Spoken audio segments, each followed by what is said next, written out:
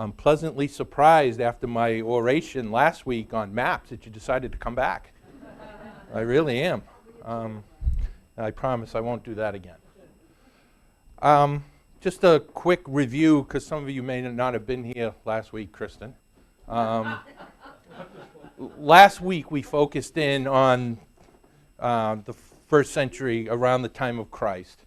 And we talked a little bit about the dispersion of the Jews throughout the Roman Empire, that there were roughly 5 million throughout the empire, and that for the most part, if you remember, they carried on with their everyday lives in peace.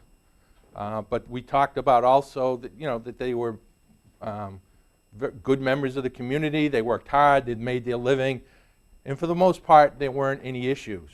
But then we did talk about also, and again, I'm going to go quickly through some of this. And I want to go, we talked about how there was an underlying current throughout the empire about the Jews. But we didn't talk about at all what was going on in Israel, how they felt about the Romans. I didn't mention that. And you all probably know this already. I mean, it's not anything new. But they, how they resented the Roman rule and they were looking for a Messiah. And this is a key with all our studies, is the Messiah they were looking for was not the Messiah they received. They wanted someone like King David, someone who would come in and destroy their enemies and return the kingdom to its splendor of the time of Solomon. That's what they were looking for, and that's not what Jesus was, as we all know. So we didn't mention that last week. I guess I took it for granted. And here is a map that we presented last week showing how far they had been scattered throughout the empire. And again, here's how the Greco-Roman world felt about the Jewish people. And the one I want you to focus on is this third one, where they thought, you got to remember, throughout the empire, it was a polytheistic society. There were many gods for many of these people. And to have a group of people come in and worship one god was strange to them. So over the course of time, a resentment started to build up between the Gentiles and the Jews throughout the empire. And part of that, and I always go back to this verse where the Jews say, well, our father was Abraham. And because we're special, we have Abraham as our father, we are the chosen people. And that really irked a lot of the Gentiles throughout the Roman Empire. Okay? They looked at them upon their peculiar institutions with scorn. So we had this building resentment throughout the empire for the Jews, and back in Israel, this resentment of the Jews for the Romans. So a very volatile mix was taking place at this time. And then we talked about two great events were about to happen. All right? The first one in Acts chapter 2, the day of Pentecost, when the Holy Spirit would be given out. And we showed throughout the empire how far and wide people came for the Passover, and then 50 days later, how many of them stayed for the day of Pentecost. And we went over that a little bit. And how important this was to get the message of the gospel out throughout the empire and start this message getting out to the Gentiles. Because what did all these people do that were there at the day of Pentecost? They went home. They went back to their cities and villages, and they spread the news about what they had seen, what had taken place. So here is a beginning of the spread of the good news. But then we mentioned another factor. Okay? There was something else needed that God, in his infinite wisdom, was about to provide. These famous words, and focus on a chosen vessel. God had a chosen vessel in mind to help carry on this message. And that it would take somebody pretty special with a particular background to go forward with the gospel message throughout the empire. And we mentioned the birth of Saul. Around 5 AD, but that's give or take either side. I've read some places where it's 1 or 2 AD, some as high as 10, but we'll go with 5 just for... We mentioned that his parents originally were from Galilee. Okay? And that they moved, his father was from the tribe of Benjamin. They moved to Tarsus because of their profession, which was tent making. and that the goat's hair cloth, which was available in Tarsus, was used in tent making. Now, one thing I learned over the week that I didn't know, and it makes a lot of sense, is this same goat's hair cloth was also used for clothing, for uniforms. And a great source of clothing and uniforms in the city of Tarsus was the Roman army. They needed their clothing, right? I mean, think how far out they were going throughout the empire. Another reason for them to go there to benefit economically was to supply the Roman army with clothing. So that was something I didn't mention last week. And again, we mentioned, I was going to test you guys, but it's probably been a long week and you probably forgot. Tarsus location here in Turkey. This is a present-day map. It's pretty much been swallowed up by the bigger cities of Adana and Mersin. Tarsus itself has a population, if I'm not mistaken, of around 200 to 250,000. But this general area is about 3 million people. One thing that's very difficult in doing archaeological work here is that it's so built up. They built right over the old ruins. So a lot of the sites are hard to get to. But I'm going to take some time, not as much as I was going to last week because I went kind of long. And I just want to show you some images from Tarsus. Kristen, you are the world traveler. Have you ever been to Tarsus? No. Do you guys ever have a vision of going there? No. I'm sorry. Well, if you ever have a vision of going there, Turkey, as you know, there's actually a map out, and I forget the organization, that puts a map out of safe places to travel. I forget what they're called. But a lot of Turkey is considered pretty unsafe for Americans to go in. This area here, in this general area, is considered somewhat safe. So if you ever have visions of going to Turkey, I'm going to spend a couple of minutes just going over some of the sites that you may see. Now again, keep in mind why I'm doing this. You know, I've started a new position at work. And one of the things I find as part of my new job is that all the background work that I do benefits what comes out in the future. So if someone says, well, you just do this huge report for the company. Well, that's true, but it's all the stuff and hours I spend preparing to do it that makes it easier to do it. Well, what we're looking at today is how important Saul's background was for him to be the chosen vessel. All this background is important. You may, well, Tarsus, why do I care about Tarsus? Well, I'm going to tell you a few things about Tarsus that builds up who Paul became, who Saul became. So it's all important. Like with us, where you were born, where you were raised, a lot of that plays into who you are today. And that's what happened with Paul as well.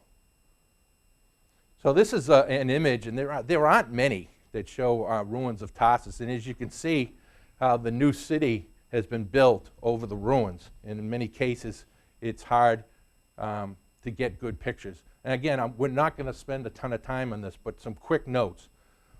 Tarsus itself goes back some 6,000 years. So it tells you how old it is. But recent history goes back 4,000 years when the Hittites controlled the area. I think the Hittites empire was around 1700, 2000, somewhere in there BC. So that's how old of a city it is. And as I said last week, at one time it was right on the Mediterranean.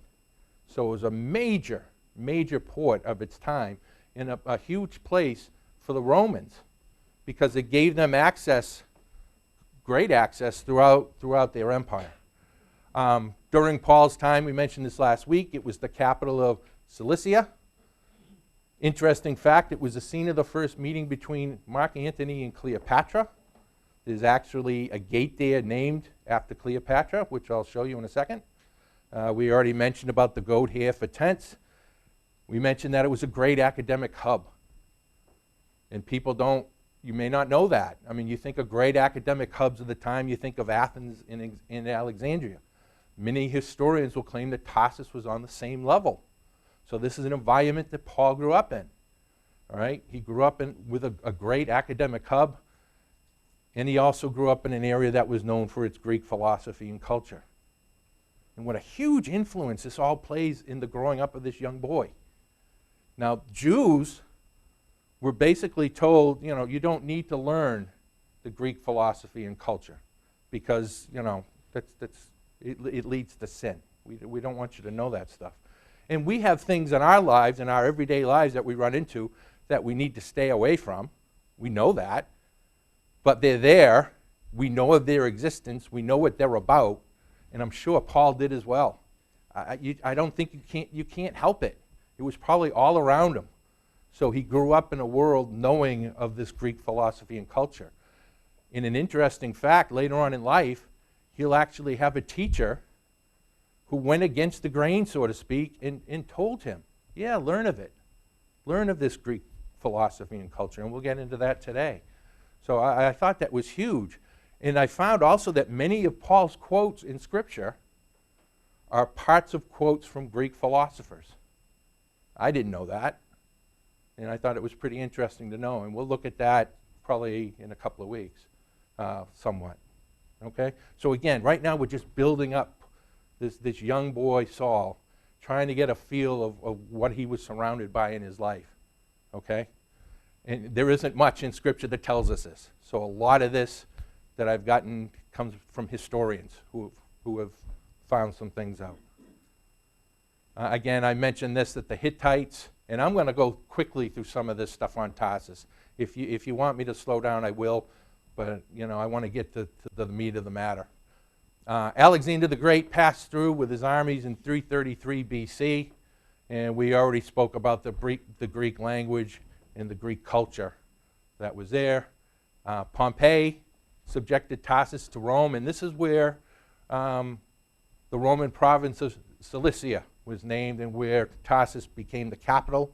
This is around 66 BC, so some 70 years before Saul's birth. All right? To flatter Julius Caesar, they changed the name of Tarsus to, I don't know if you pronounce it Juliopolis or Juliopolis, but, for a short time they changed the name of the city, and as I already mentioned, Cleopatra and Mark Antony met there. And I don't want to get into a big story about that because I don't know enough about it. We'll get back to this cave in Tarsus, the legend of the seven sleepers. This next one I think was interesting, and you never would think that something in Turkey from the 1800s, 1832, or 1860s in that time frame, would affect the United States of America, but it did. The Egyptians took over the area for a short time, and when they did, in the 1800s, they started cultivating a crop called cotton. And in the 1860s, we all know what happened in this nation. We had the Great Civil War. Well, with that war going on, cotton became scarce. But it was in Turkey. They kind of took over the supply of cotton and supplied cotton for the world at that time because of the Civil War. So I thought that was kind of a cool thing. You normally wouldn't put the two together. We'll skip that. Many places of interest. One is Cleopatra's Gate, which is right there. Again, we won't take a lot of time, but if you ever want to take a trip over there, these are some of the sites you want to make sure you see. There's another picture. We'll go by that. This is the cave of the seven sleepers, and this is an interesting story. The thing I found interesting, supposedly there are 7 sites throughout the world that claim to be the site of the 7 sleepers. So this is one of them. I know there's one in Ephesus, this one in Tarsus. I don't know where the other 5 are. But this cave, the legend goes, is that 7 young Christian boys fled into this cave to escape persecution. And when they woke up, and I'm not even going to try to pronounce their names, but when they woke up, they fell into a real deep sleep, and they woke up supposing it was the next day. So they came out, and they were astounded, this one boy, to find that the city all around him was different than when he had fallen asleep. Well, what had happened is that they had actually fallen asleep for 309 years. So that's the legend of the 7 sleepers that goes throughout the Christian and Islamic world. So that's there. Roman bridges, this bridge here of Justinian over the Burden River. As you can see, the Burden River is pretty dry. There's only one little, but as you can see, that's still there today. And some of the ancient roads are still around too, along with this temple ruin. Again, I don't want to spend a lot of time. And here you can see some ruins amidst the modern day world.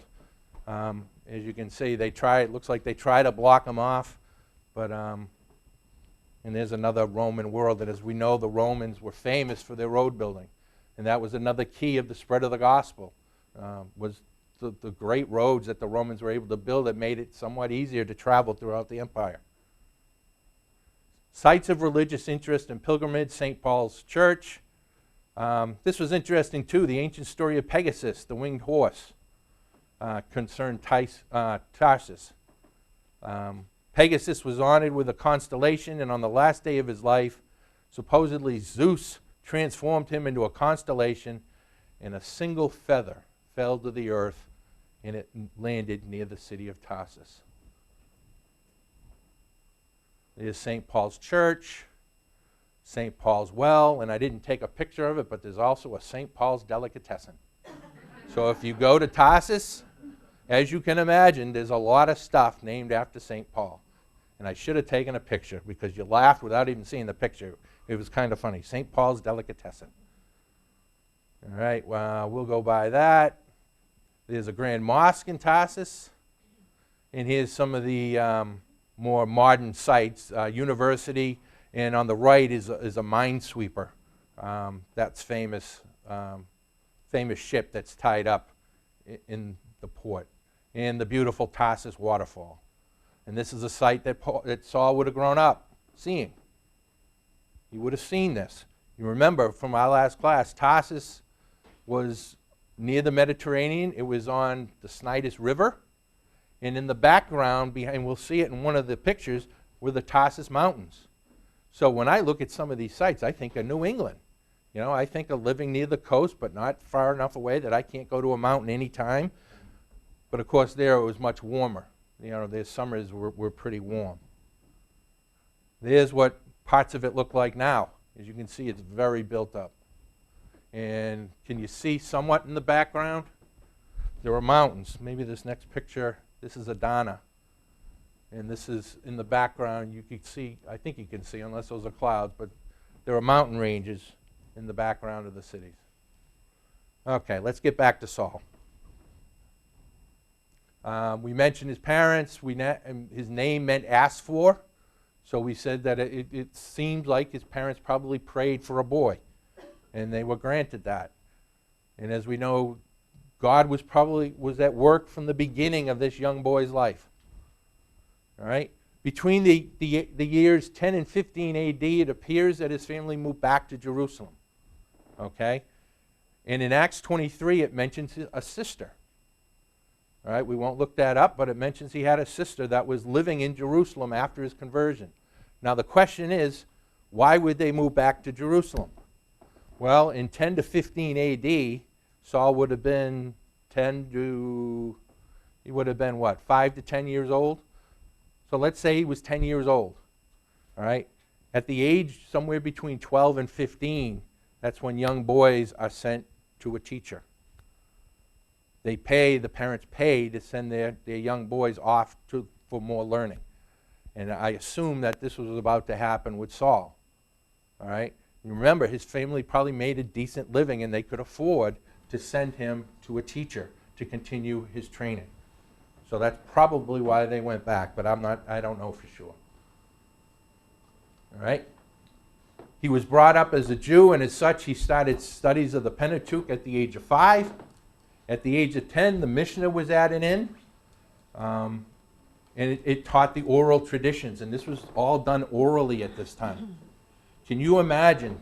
And I think most of the time, Rich can probably confirm this, the students sat on the ground while the teacher stood and recited, right? Yes.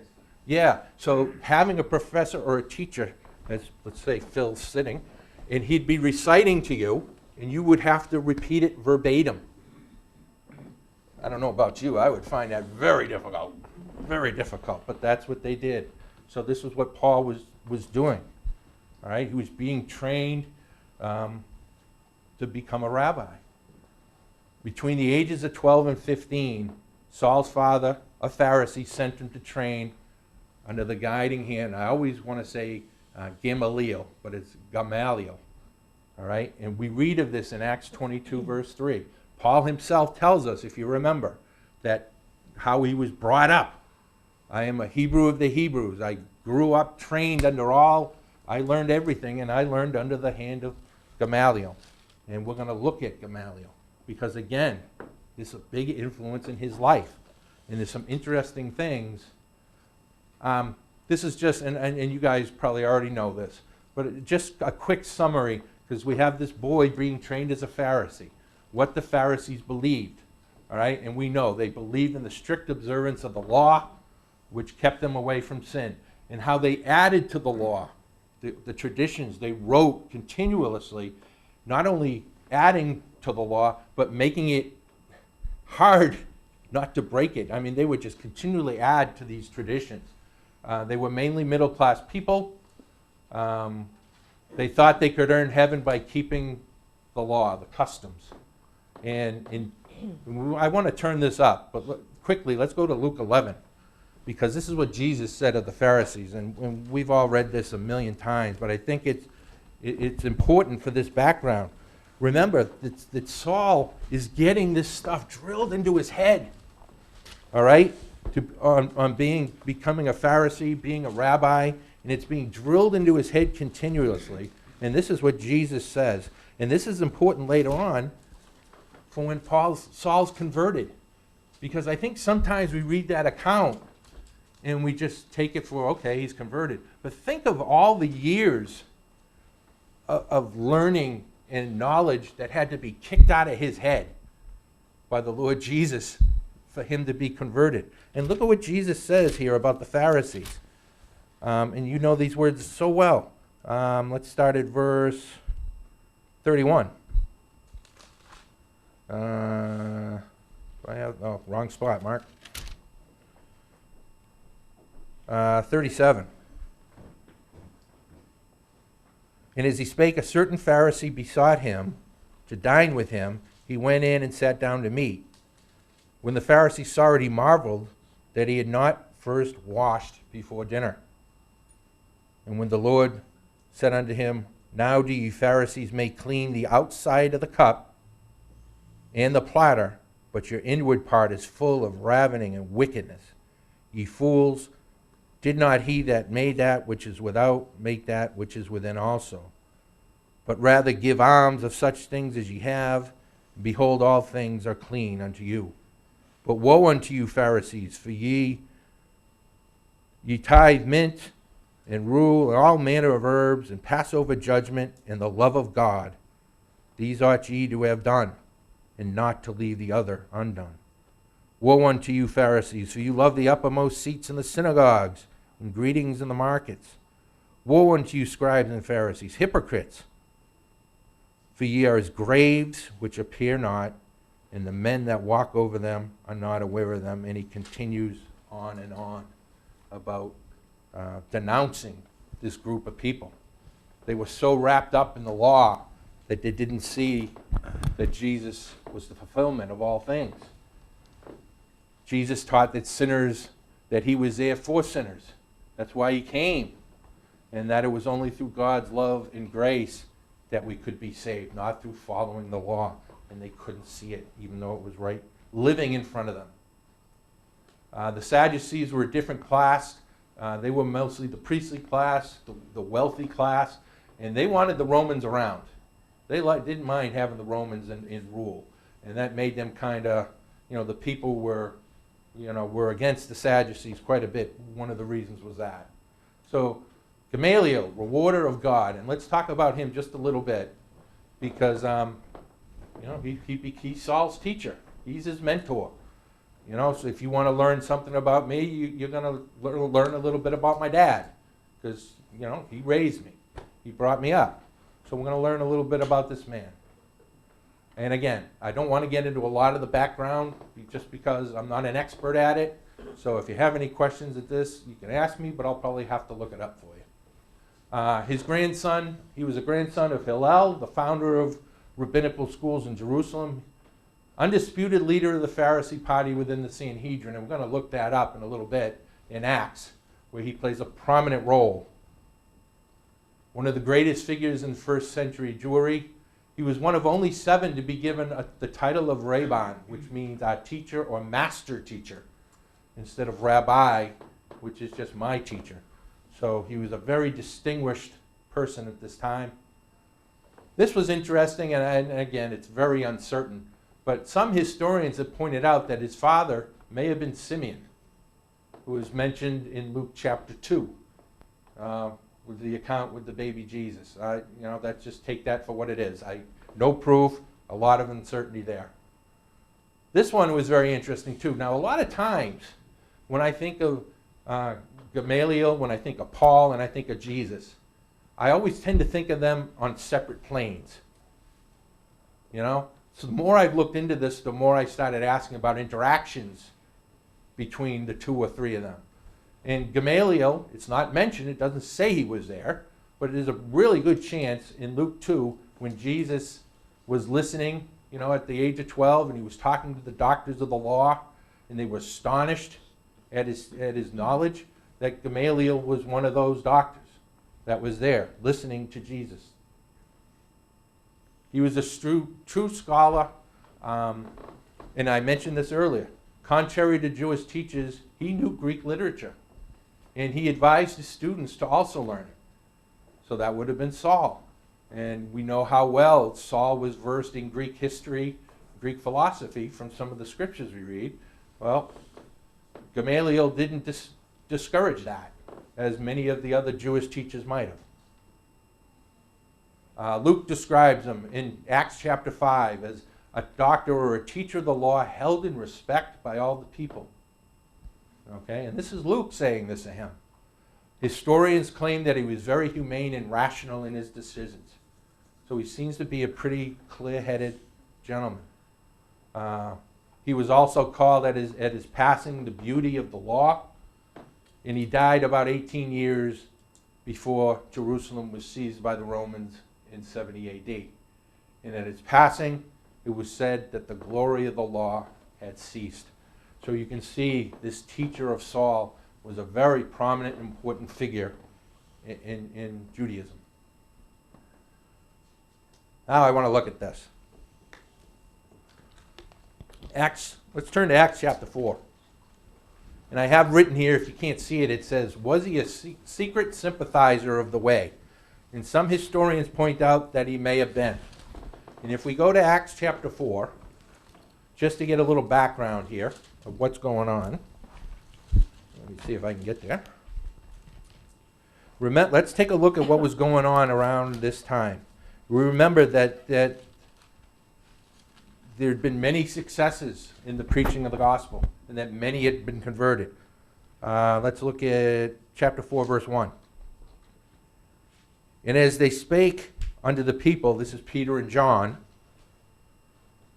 the captain of the temple and the Sadducees came upon them, being grieved that they taught the people and preached through Jesus the resurrection from the dead. And they laid hands on them and put them in hold into the next day, for it was now eventide. Verse 4. Howbeit, many of them which heard the word believed, and the number of the men was about 5,000. So within that group of 5,000, I'm sure there were some Pharisees, maybe some Sadducees, but all these other people that may have been converted during this time. And Gamaliel, I am sure, had to be around or knew of the apostles and their work, in their teachings. Now, I'm not saying, he wasn't converted by any means, but there is suggestions out there that he may have been sympathetic to them and didn't really want to see the persecution of them that some of the other religious leaders wanted to see. So let's skip down to chapter 5. And this is Gamaliel's famous ruling. Okay? If we go over to chapter 5, after the famous words of Peter when he says we ought to obey God rather than men. Brother Doug Eagles always used to quote that verse. And I always have that underlined and a big star, how important that verse is.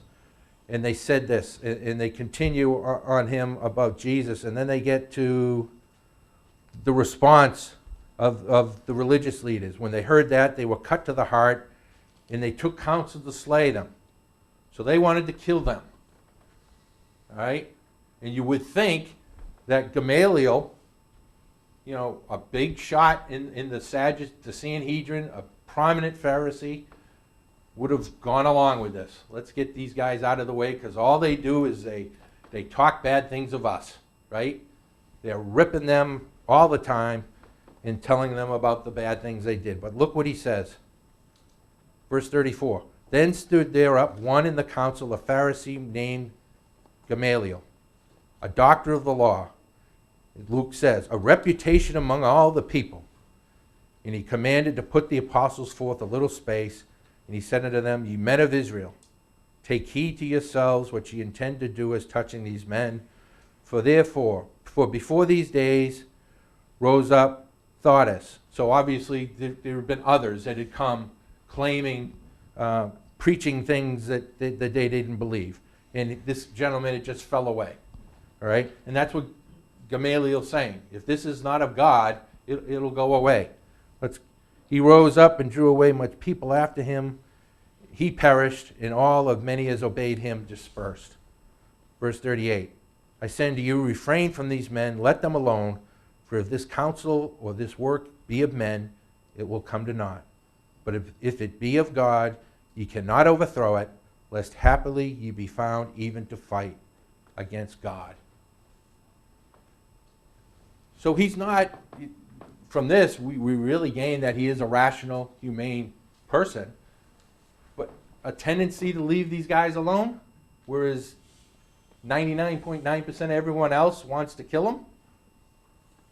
So maybe there is a little sympathizing in there for the way, for the preaching of it. Maybe he had heard Jesus enough. Maybe he had questions about it. It's just out there for your interpretation. Okay? Any questions or comments? I know I just keep rambling on and on. Rich, please. Yeah, I just, along those same lines, Mark, we know Joseph of Arimathea, high up in the, aristocracy of the Jews. The Sanhedrin was a sympathizer and a follower of Nicodemus, of course. Right. And then in the Acts, it also talks about a number of priests that Right. also were converted to Christianity, but had trouble letting go of the law, and that was like a big struggle for them. So Right. I think you're right. I think there were a lot more people within the hierarchy of Jewish society that were very interested in what Jesus had to say, and were most likely secret followers Right. as well. And then once he died, they, in the kind of the climate change, they felt more comfortable to come out and to express their new religious, ideas. Right. Good point. Yeah. All right.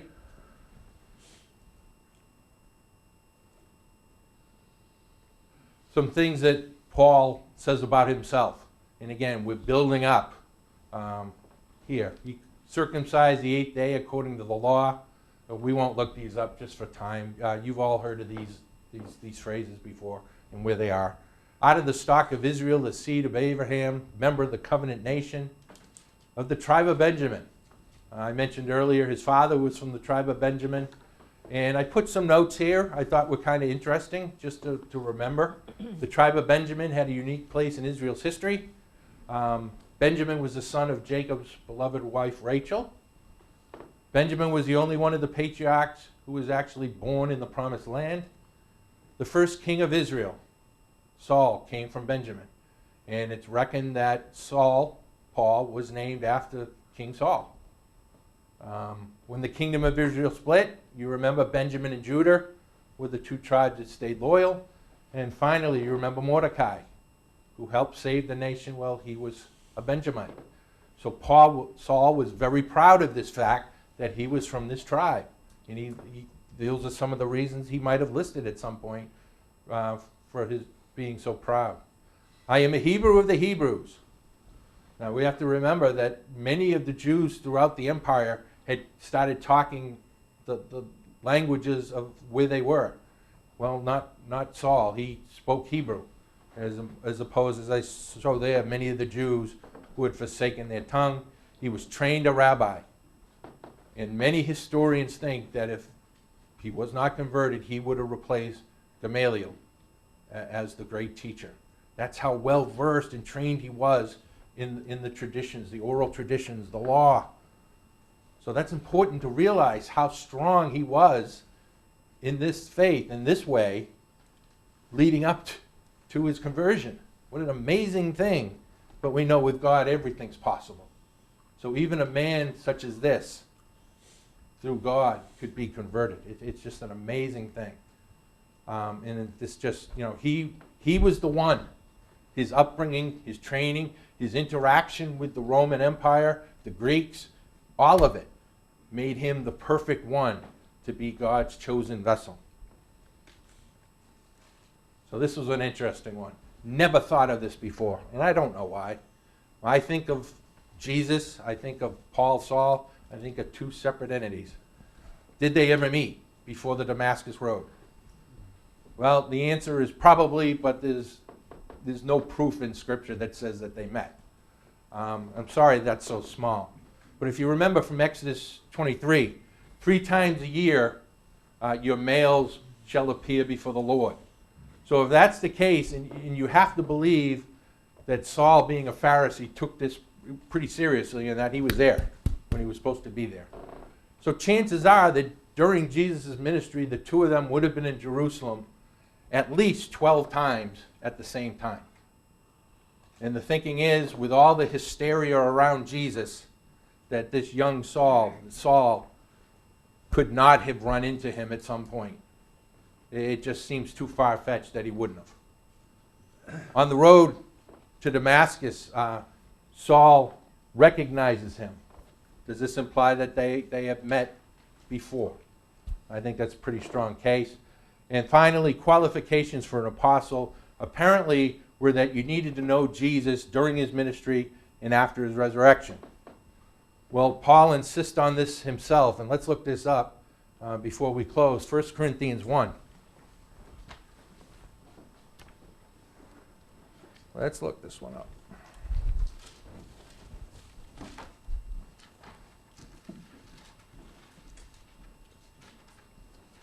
Usually I mark my pages, but I didn't do that today. 1 Corinthians 1, and we're going to go to verse 9 as I block the screen. Let's see if I can read this without my glasses. Well, I might have gotten that one wrong.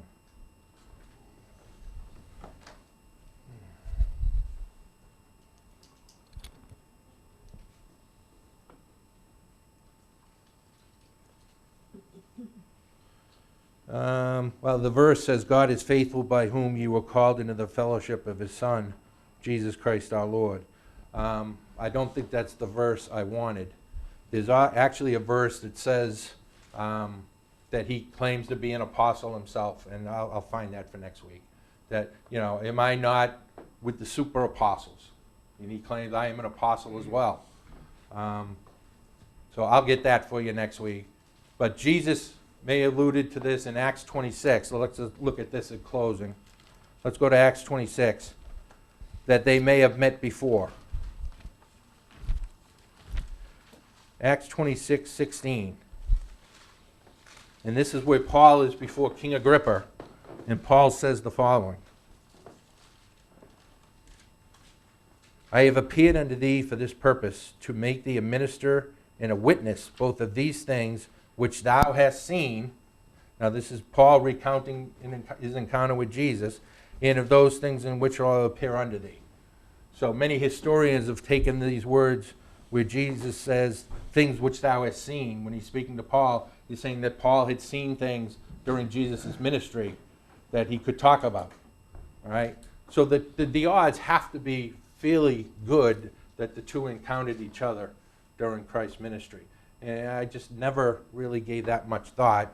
I always thought, well, that's the first time on the Damascus Road, but it just seems like it was probably too far-fetched for that to be their first encounter. Because Saul right away, when he hears the voice, knew it was Jesus.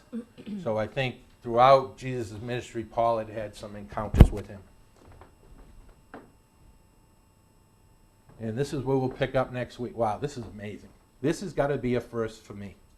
And I want to give myself an ovation, because this is where I wanted to get to by the end of today. All right?